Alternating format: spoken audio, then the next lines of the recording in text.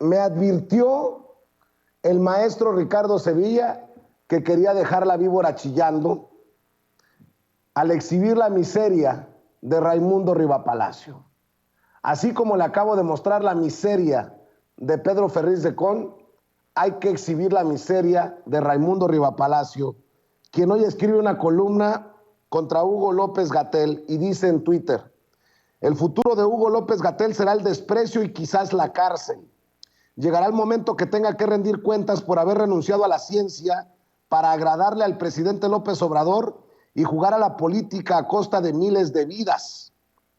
El presidente ya está buscando a su sustituto, escribe Raimundo Rivapalacio. Y le quiero leer la columna para darle la bienvenida al maestro Ricardo Sevilla.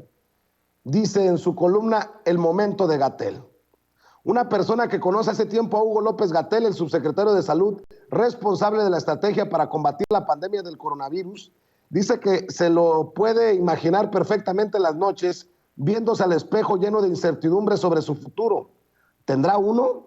Sus profesores y mentores lo han criticado públicamente y él, con la soberbia que le dio el empoderamiento prestado por el presidente, menospreció a algunos e ignoró a otros.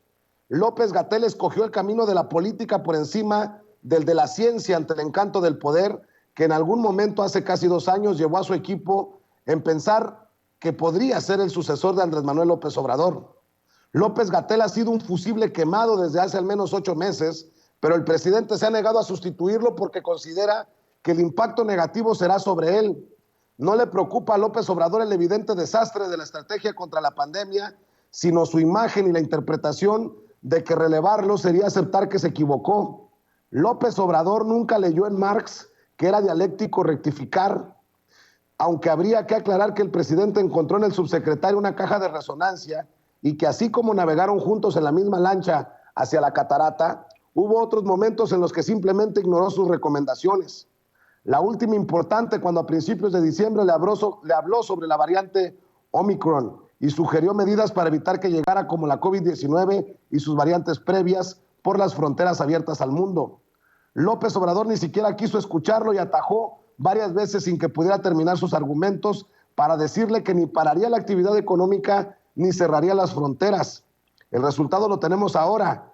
El presidente volvió a infectarse del coronavirus, pasando a ser parte de la estadística sanitaria que esta semana rompió los niveles históricos de contagios, incluido un incremento de contagios en los menores y una escalada en la saturación de hospitales. López Obrador supo de la velocidad de Omicron en su propia casa, Palacio Nacional, donde en diciembre hubo un brote, a lo que siguió el contagio de varios miembros de su gabinete que dieron positivo al COVID-19. Pudo haber sido peor, sin duda. En una reunión a principios de diciembre, López-Gatell convenció al presidente que no era necesario aplicar un refuerzo en ningún grupo de edad y que eso debería comenzar en la primavera. Argumentaba que no había suficiente evidencia científica que probara su conveniencia y así hubiera sido, salvo que el secretario de Relaciones Exteriores, Marcelo Ebrard, que habló al final con el presidente y lo persuadió de lo contrario.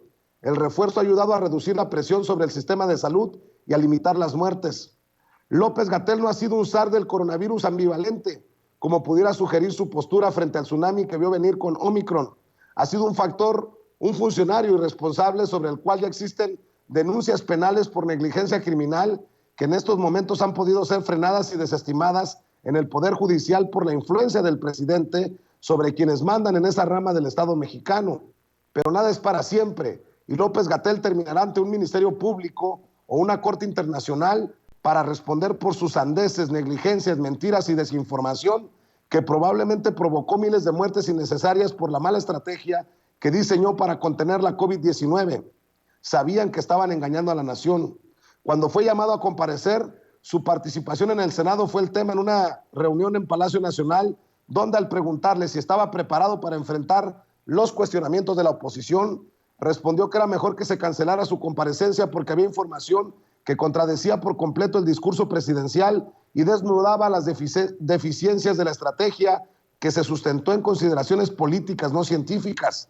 La comparecencia se dio días después en la Cámara de Diputados, pero el subsecretario detuvo su participación mediante una justificación tramposa. Cuando lo estaban criticando, se paró y literalmente se fue.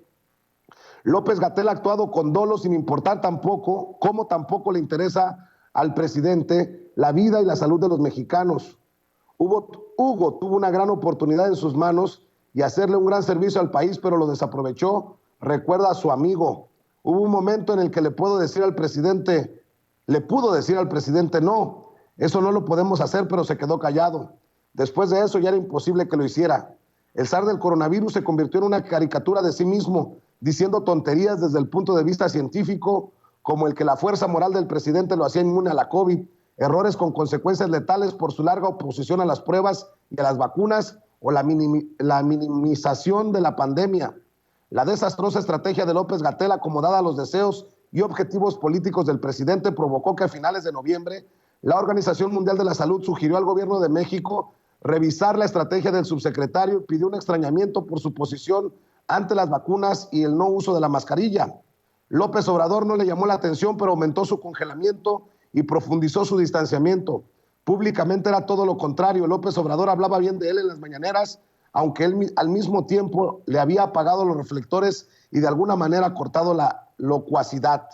Los dos López no han cambiado, siguen diciendo mentiras, como que México era el país donde menos muertes había dejado la COVID-19 o equiparar la variante Omicron a una gripa. Pero si los dos López bailan tango, no son iguales. Uno tiene repulsión a la ciencia, exuda prejuicios e ignorancia, mientras que el otro es un adulador que se traicionó a sí mismo. El presidente ya está buscando a su sustituto, lo que no significa que López-Gatell está en la puerta de salida, pero sí que la gracia para con él ya se acabó. Hágame usted el pinche favor.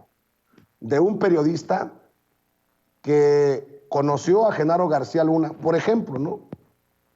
Y que nunca publicó algo similar con adjetivos como los que usa contra López Obrador y contra López-Gatell. Pero para